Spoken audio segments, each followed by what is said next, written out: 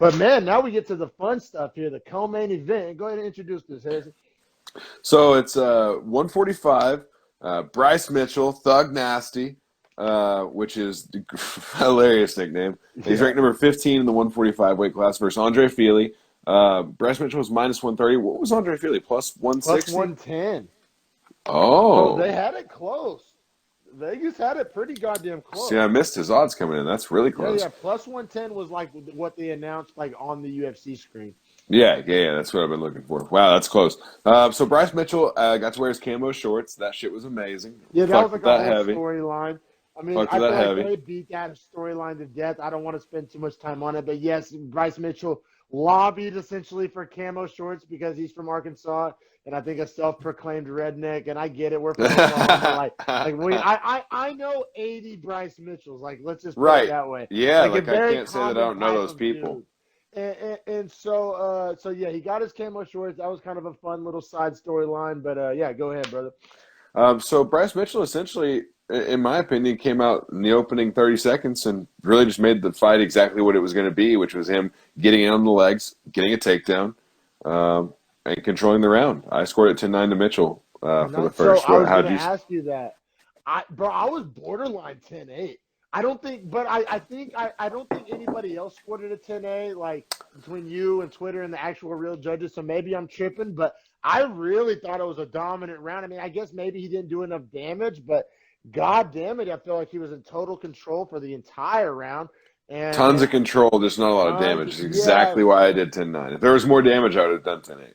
So I don't know. Maybe I'm getting soft. Maybe I was biased. I put 10-8 question mark. I'll go ahead and give it 10-9, just being hindsight 2020, being rational. But in the moment, man, I was feeling it. I was feeling maybe a 10. Ooh, you're feeling that 10-8. You're feeling it. Thug Nasty train. Man. I was, man, but see, man, and then round two, though. Well, yeah, I was going to say, how'd you score 2? Script. I actually gave 2 to Fili. I really did. The stand-up. I did too. And the sub attempt, which I thought showed kind of like I'm not scared of your necessarily grappling as much as you think I am, but more than anything, it was the stand up. I thought it was the classic matchup of a grappler versus a striker. I thought Fili's striking was clearly like far more advanced and superior than Bryce Mitchell's, but Bryce Mitchell's ability to make it his fight and keep it on the ground and be dominant on the ground, which is what he's good at. His ability to execute his game plan shined through. Now, this is what I brought up earlier, though.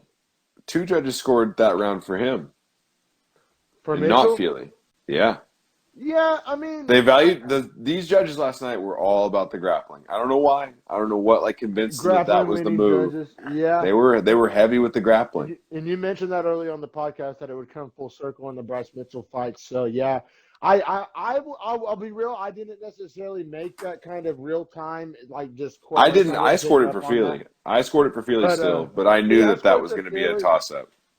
Yeah. I mean, to me, I just Fili was piecing him up in round 2 a little bit. I mean, he was Mitchell. There was times where Mitchell looked a little nervous, a little like a little shaky, We got a fight on our hands here. Like it wasn't.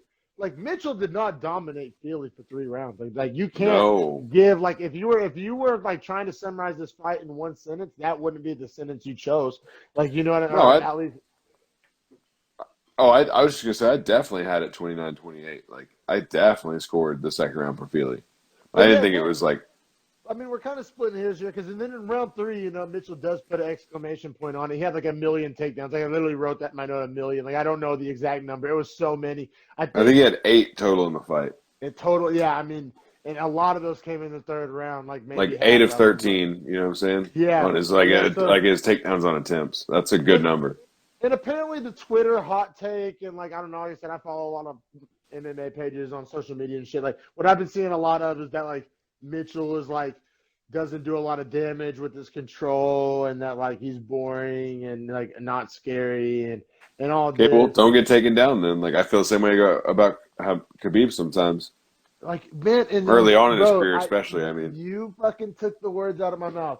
And I'm not saying Bryce Mitchell's Khabib because he does need to learn a little bit better ground and pound, but his ability to keep top pressure and fight heavier than he is on top reminded me so much of Habib. Like it really Yeah, like he did. just doesn't let guys get all the way up I ever. know he's not as good. I know I'm not like riding the hype train. I know I'm not being a casual. Like I'm just saying that one attribute, like the ability to be heavier on top than you would like otherwise seem to be, and and to like fight stronger than your physique leads on.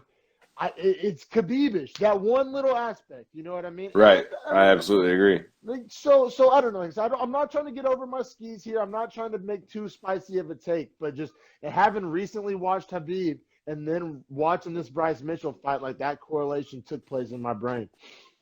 Yeah, I mean, I think it makes sense, especially when you look at how good Mitchell was in top control and top position in the third round. Like the third round specifically, he just Yes, dominated. Like he came out and just dominated. dominated. Yeah, and Fili had no answers on the ground, but it wasn't for lack of effort. He was squirming and wiggling and exploding. Filiad's, yeah, very explosive on his bottom Yeah, bottom he game, which was was. like he was And getting some reversals. Like it was nice. He had a good bottom game on jiu-jitsu as far as when he was in guard. But Bryce Mitchell was just so good at the control. yes. So it's just like I said, it's almost like he had like a weight vest on or something like Bryce Mitchell. Right. Like when he's on top, like just some fighters have this ability to like press downward, use gravity to from top position, and it's just It's for like I said, maybe it's not for everybody. But see, man, and maybe I'm just watching too many fights. I'm getting too deep into it, but I wasn't bored at all in that fight. I loved it. I thought And there then was I a hop on lot. Twitter and I see everybody talking about how fucking boring Bryce Mitchell is. I'm like, what? I thought that was a great performance. I thought there was a lot of intricacy in it because there was a lot of like sweeps that they were working for. There was a lot of like good jujitsu and like position work they were doing. And then, like I said, and then in round two, man, I feel he had me like if I had bet money on Mitchell, which I probably would have if I was going to bet on any of these Philly fights, would have me nervous as shit. it would have had me nervous in round two. He was touching that chin up a little bit, man. So I thought it was a great fight. I don't know what these other people was watching, but yeah, I want to definitely give enough time